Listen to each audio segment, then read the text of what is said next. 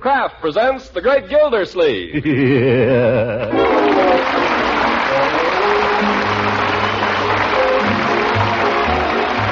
Kraft Cheese Company, makers of parquet margarine and a complete line of famous quality food products, presents Harold Peary as The Great Gildersleeve. Kraft brings The Great Gildersleeve every week at this time, written by John Whedon and Sam Moore. We'll hear from The Great Gildersleeve in just a moment. Pabstet, the delicious golden cheese food, is so nourishing and so easily digested, so useful in 100 appetizing ways, you'll find it a wonderful help in menu planning.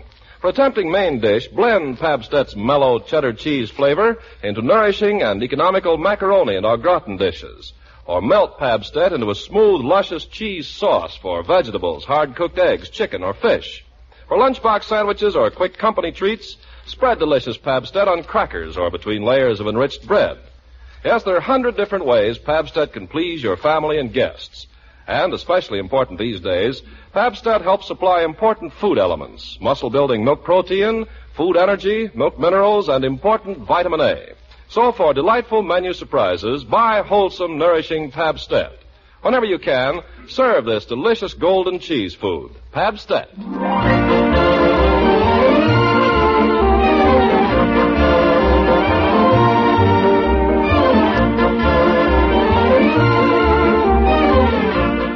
Now let's see how things are going with the Great Gildersleeve. Like all candidates for public office, he finds it expedient now and then to retire from the strain of campaigning and spend a day quietly in the bosom of his family, denying himself to all but photographers. Today is Saturday, and Gildersleeve has planned such a day. No photographers are clamoring at his door, but if one happened by now, he'd find the great man standing on the front porch with his niece Marjorie, surveying his acres and sampling the morning air. Just breathe that air, Marjorie. Go on, breathe some of it. It's wonderful. Where else can you get air like that? You know, I wouldn't live anywhere else for $1 million. Neither would I. You take where Judge Hooker lives even. Of course, it's only 3 blocks from here, but somehow the air isn't the same. I notice the difference the minute I turn the corner. I think it's spring that's turned the corner. Huh? What do you mean? Well, see how green everything is. Why, in another week the lilacs will be out. It's really here, Uncle Mort. It's spring. Yes, it's spring. What is it the fellow says? Spring with its eternal promise? I don't know. Spring, spring, thou lovely thing. Why, Uncle Mort. I'm a poet and I don't know it. You know, you get awfully silly in the spring. Well, who doesn't? Come on, let's sit down here on the swing and be comfortable, my dear.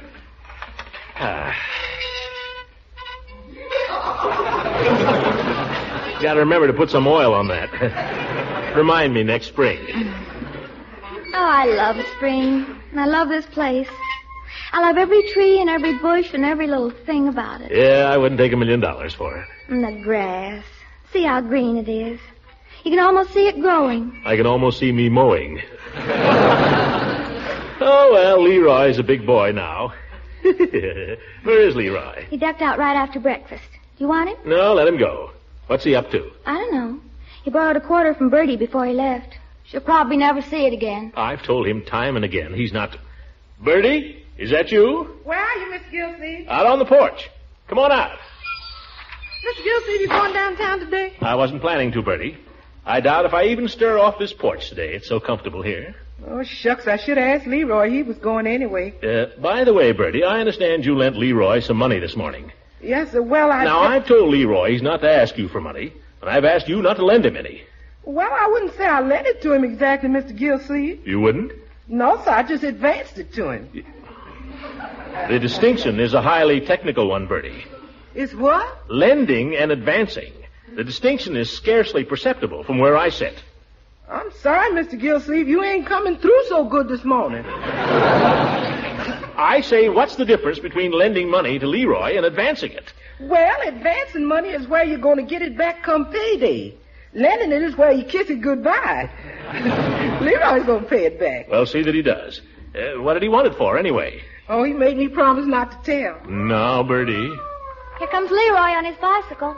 Yes, you better ask him. Hands, look, no hands! Leroy! Oh, my goodness, don't do that. One of these days, he'll break his fool neck. No such luck. I got it, Bertie. Leroy, where have you been? Shopping? Stick in your shirt tail. What were you shopping for? Present?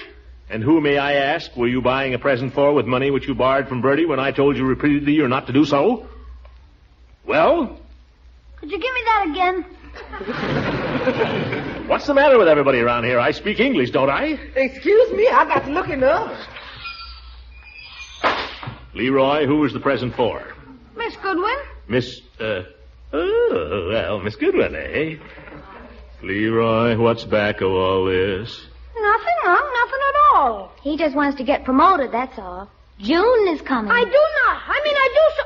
Tell her to keep out of this, Unc. If you didn't wait till the last minute every day to do your homework... Now, Marjorie, I'll handle this.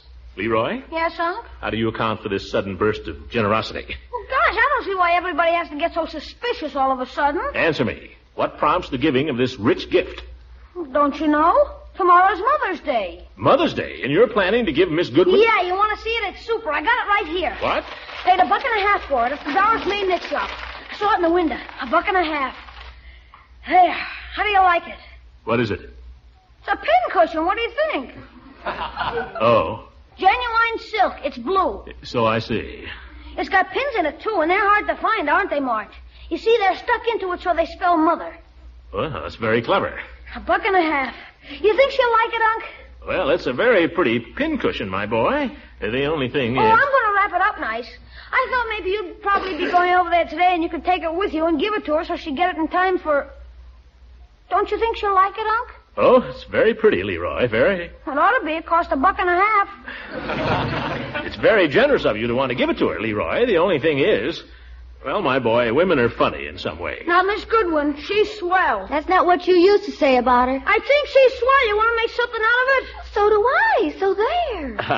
Now, children, what I'm trying to say, Leroy, is I think that's a very fine pincushion. $1.50. However, I also think it may be rushing things just a little to give Miss Goodwin a present for Mother's Day when she's not your mother. Not yet. She won't be our mother anyway. She'll be our aunt. Oh, gosh, I thought she'd like it. I went and spent $1.50. I'm sure she'd like it, my boy, but as I say, women are apt to be touchy about these little matters. They don't like to think of themselves as Whistler's mother. Uncle Mort's right. But I'll tell you what you do. Now, why don't you save it and give it to her for a wedding present? When? Well, when we get married. When is that? Yes, when are you going to get married? Well, that's a little indefinite. You mean she ain't saying? No, we have a definite understanding about it, Leroy. We have a definite understanding. All right, when is it? Well, we decided, your Auntie Eve and I, that it would be too complicated to try to get married at the same time I'm running for mayor. Well, then why run for mayor? So you have a point there, my boy. But Eve is very anxious to have me do it. She wants me to be the mayor. In fact, she promised that if I win the primaries in June, that same day she'll name the date of our wedding. And if you don't win, what then? Of course he's going to win, Leroy. Yeah, but what if he doesn't? We haven't really gone into that, my boy. Well, you better go into it. I don't want to get stuck with a pincushion that cost $1.50. Yes.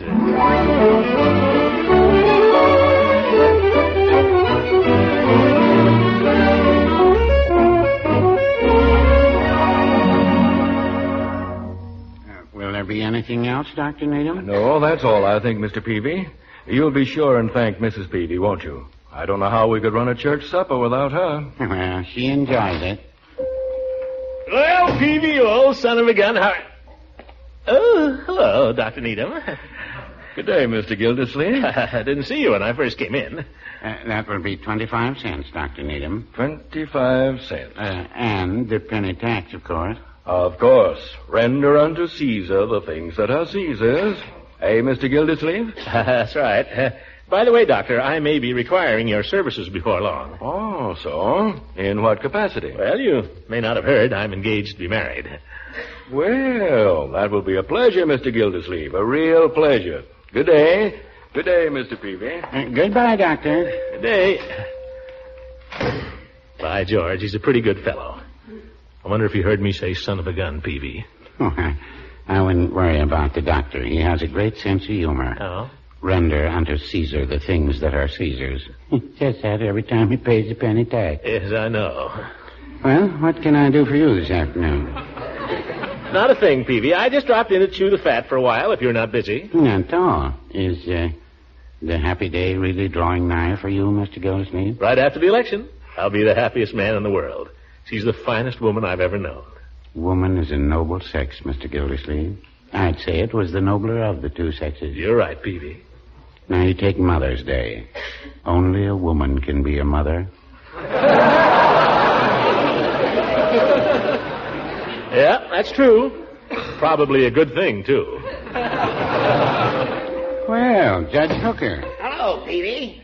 Well, Gildersleeve, busy campaigning, I see. And I'm just resting for the moment, Judge. Peavy and I are talking about the nobility of woman. Women. Give me a pack of razor blades, Peavy, and a bottle of those liver pills. Sour grapes, Judge? All right, laugh, Gildy. You're no better off than I am. Well, now, I wouldn't say that. Mr. Gildersleeve's engaged to be married, you know. Yeah, I know, but there's many a slip twixt the cup and the lip. And Gildersleeve ought to know. Now, see here, Hooker. You better get it in writing, Gildy. Just a year ago, you were waltzing up the aisle with Leila Ransom. This is different. No, I don't think Mr. Gildersleeve has anything to worry about. Now, you don't know, Peavy. Women are tricky. No, not tricky, Judge. Just cautious. Oh? How do you mean? Well, I can remember Mrs. Peavy when she was getting ready to name the day. I was with a wholesale drug firm at the time, Dunninger and Holtz it was. And I can remember the day she said she'd marry me just as plain as if it was yesterday. Well, how could any man forget it? Yes, sir. I called on her one Sunday afternoon. I used to call on her every Sunday afternoon, as a matter of fact. And I'd always take along some little token, a bouquet of flowers or a box of taffy. We were both very fond of taffy in those days. Come on, Peavy. What happened? I'm coming to it, Judge. I used to ask her to name the day every couple of months or so, and on this particular afternoon, I asked her again. I'll never forget her answer. What did she say, Peavy? She said, Richard, I'll marry you just as soon as you open your own drugstore. So, here I am in my own drugstore. Yeah. But what if you hadn't opened your own store? She would have married him just the same. Well, no, I wouldn't say that. Mrs. Peavy has a mind of her own. See, Gildy? That's women for you. They'll only marry you for what they can get out of you. Judge, that is a disgusting statement. That may be true of some women, but not Eve. Eve is different. Eve will marry me whether I'm elected or not. Are you sure, Gildy? I'm positive. What's more, I'm going right over and find out.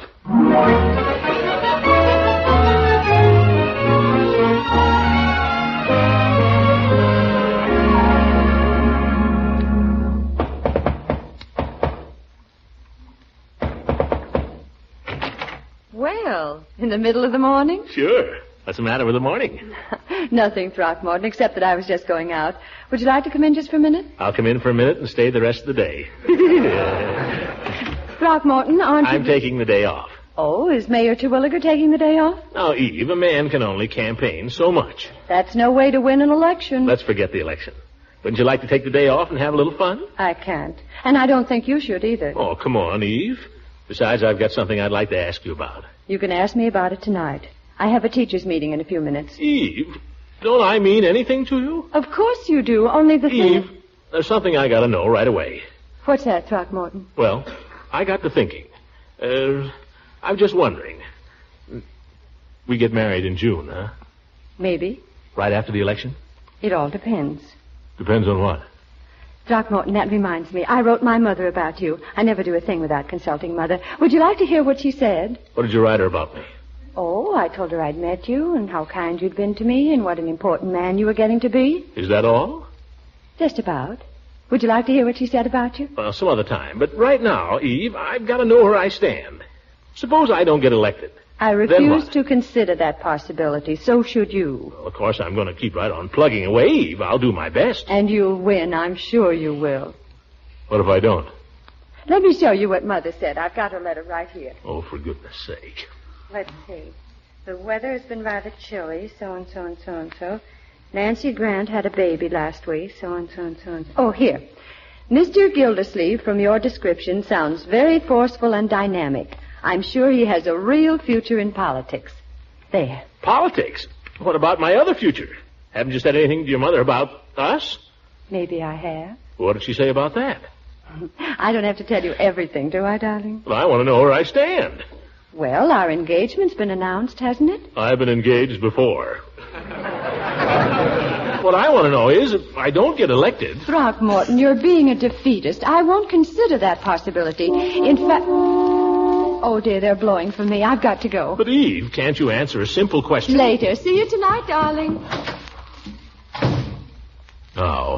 Now, where am I? By George, if I didn't know her so well, I'd say she was tricky.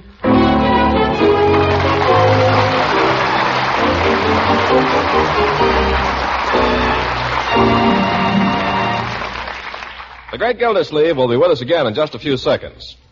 Now, more tempting ways to serve Pabstet, the delicious golden cheese food. Children simply love the wholesome, nourishing cheese goodness of Pabstet, so here are some special treats for the youngsters. Before serving vegetable soup, crumble Pabstet and let its mellow cheddar cheese flavor blend extra richness into this tempting soup. Creamed potatoes and creamed spinach made with Pabstet are sure to be greeted with ahs and ohs of delight. And between meals, crackers spread with Pabstet are treats that hungry youngsters will light into with lip-smacking satisfaction. There's just no end to the tempting ways of serving nourishing Pabstet. So whenever your dealer has a supply on hand, ask for the familiar round, flat package and buy this delicious golden cheese food, Pabstet. Delight the whole family. Remember, it's the original whole milk cheese food, so be sure to ask for Pabstet.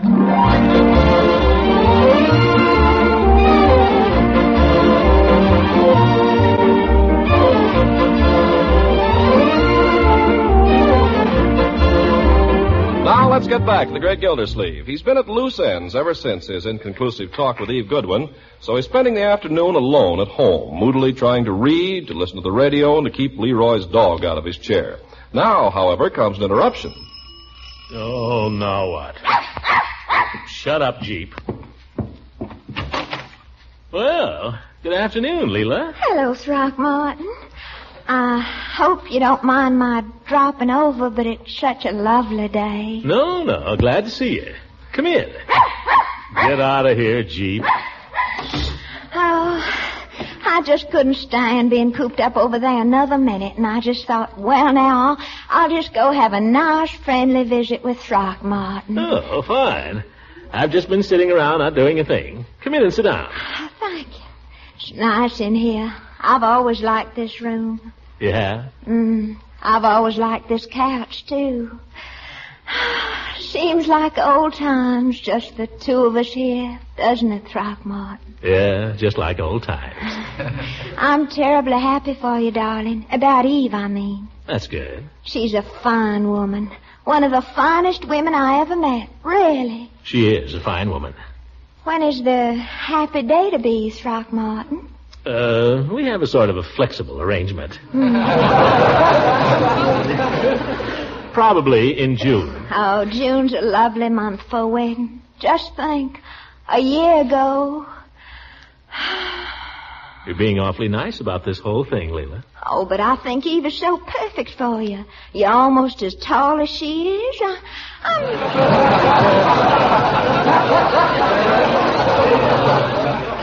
I'm sure most people will never notice. When she wears low heels, I'm taller than she is. Well, of course, I don't suppose she'd want to wear low heels very often, but honestly, I don't think those are the things that matter at all. It's the understanding between two people that matters. Well, Eve understands me perfectly. I just wish I could get to know her better. I'm certain she must be terribly interested. Oh, she is. Fine talker, very well informed, but she's never boring. You know, some well-informed women are boring. I suppose so. I don't suppose you ever think about us anymore, do you, Throckmorton? Us? We had some happy moments, a few. I like to remember them sometimes. We had a lot of fun, Leila. Do you remember the time we got caught in the rain and had to spend all afternoon in that funny little country store? And we played checkers for 2 hours. And I didn't win one game. You always were too smart for me, Throckmorton. You weren't trying. Oh, yes, I was. Do you remember that afternoon we went out on the picnic, just the two of us, and we just lay on the grass and looked up at the clouds? Yeah, I remember. We We didn't talk sensibly or think about anything. We just acted like two silly people who were in love all afternoon. Wasn't it silly? No. What was silly about it? Oh, we did such silly things. Are you still ticklish, Throckmorton? Now, Leila. Leila. Cut it out, Leila. Leila.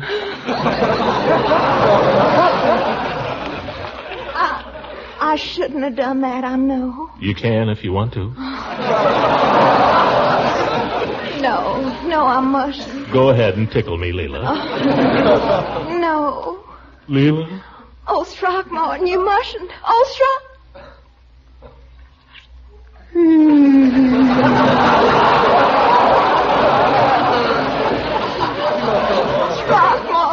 Throckmorton, what are we doing?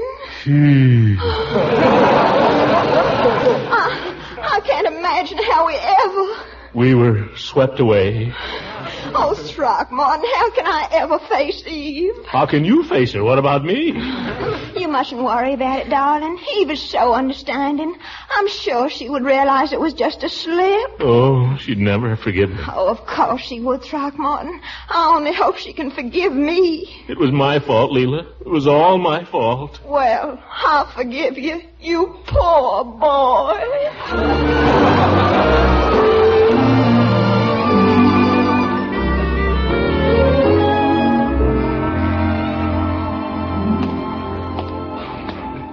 I'm not worthy of her. I'm not worthy to touch the ground she walks on. I'm not worthy to kiss the hem of her garment. How could I do a thing like that? I must be no good. Well, Mr. Gildersleeve. Oh, Dr. Needham. We meet again. Yes, we meet again. I suppose you're out for a little stroll? Yes, I usually take a little constitutional after supper Saturday evening. Sets me up for Sunday. Will I be seeing you in church tomorrow? Oh, yes, you certainly will. Good. I felt the need of church lately. The world needs the church, Mr. Gildersleeve. If the world but knew it. You're right, Doctor. You're absolutely right. Goodbye.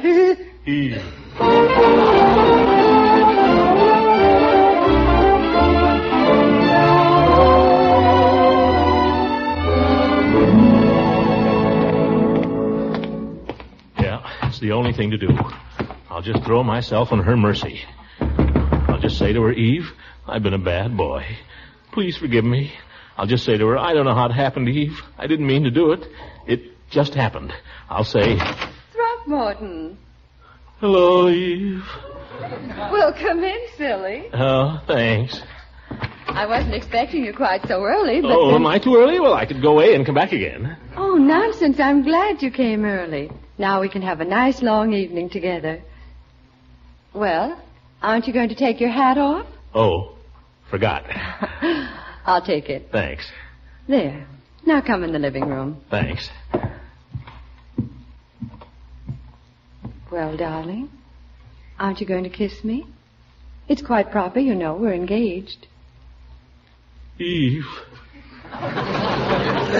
Yes? Nothing. There's something troubling you, Throckmorton. What is it? It's nothing. Not a thing. Oh, you're tired then, poor dear. Why don't you lie down here and stretch out on the sofa? Come on. Well, where will you? I'll just kneel here beside you. I'm the one who should be kneeling. Oh, no. No, just stretch out and relax. That's it. You've had a hard day, haven't you? Well, it has been rather strenuous. What have you been up to since I saw you? Huh? Guess who I saw on the way over here? Dr. Needham. Oh, really? He's such a fine man, Dr. Needham. Yeah, only he always gives you the feeling that he can see right through you. We must go to church tomorrow, Eve. I'd love to go with you. Yeah, we must do that. Eve? Yes, Throckmorton? Nothing. Darling, you're troubled about something, I can tell. There's something you want to tell me. No. Sit up a moment. Huh? What for? So I can sit down. There. Now lean back and just let me hold your head in my lap. Your forehead feels hot. It is? Let me stroke it for you. Your fingers are so cool, Eve. So cool and sweet. This will take all the pain and all the worry and all the weariness away. Oh, Eve, you're wonderful. So sweet and understanding. There's not much a woman can give a man, Throckmorton, if she can't give him understanding. And you do. You understand so well. Eve. Yes, darling? Nothing. All right. Just lie quietly. Don't tell me if you don't want to. Oh, but I do. I mean, there's nothing to tell, really. Nothing much. Then it can't be anything to worry about. No, it isn't. The whole thing is silly. Completely silly. Didn't amount to raw beans. It was just... Eve. Yes? Do you believe that a kiss means anything? Do I believe that a kiss means anything? Well, that's hard to say. It all depends. No, I don't think the kiss itself means anything. It's the thought behind it. Exactly. That's the way I feel. I mean, after all, there are kisses that you just... And then there are other kisses. That's it. Sometimes you kiss somebody and it means no more than a slap on the back. Well, I've never thought of it that way. And then there are other kisses that are special. Like this. Bend down, Eve. Oh, gracious, I'm losing my hairpins. Oh, Eve, you're wonderful. That's what I like about you. You understand? Well, a girl can only try. I should have known. You're not like the others. You're wonderful. And I'm a dope. Oh, now, Throckmorton. Yes, I am. I'm a dope. Would you believe it? I've been worried to death all afternoon. Oh, what about? Silliest thing in the world. Leila Ransom came over this afternoon, and we were sitting around talking, and one thing led to another, and before I knew it, I slipped her a quick kiss. And all the rest of the day, I worried about it. Can you beat it? Eve is something... How could you, Throckmorton? How could you? You leave that woman and come over here? But, Eve, it didn't mean anything. You said so yourself. Gosh, it didn't mean anything more than a slap on the back. It may have been a slap on the back to Mrs. Ransom, but it's a slap in the face to me. Now, if you'll excuse me, I'm very tired. I'm very tired of a number of things. I give up. I give up. She's right. I was a bad boy.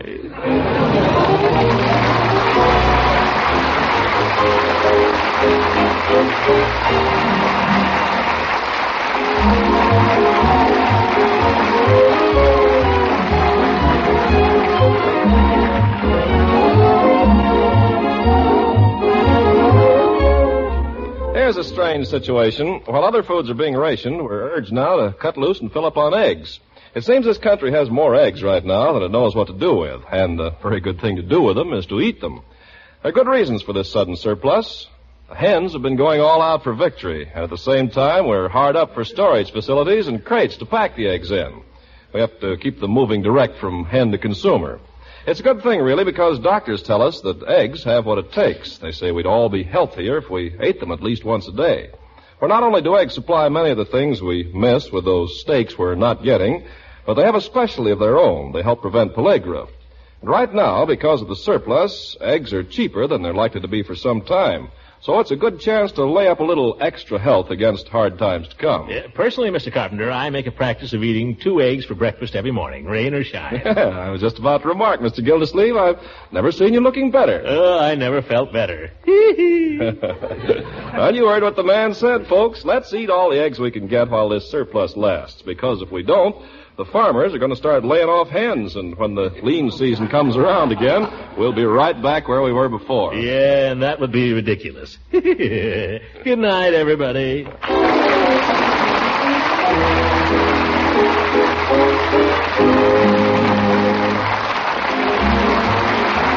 Music heard on this program was directed by Claude Sweeten. This is Ken Carpenter speaking for the Kraft Cheese Company, makers of Parquet margarine and the complete line of famous quality food products.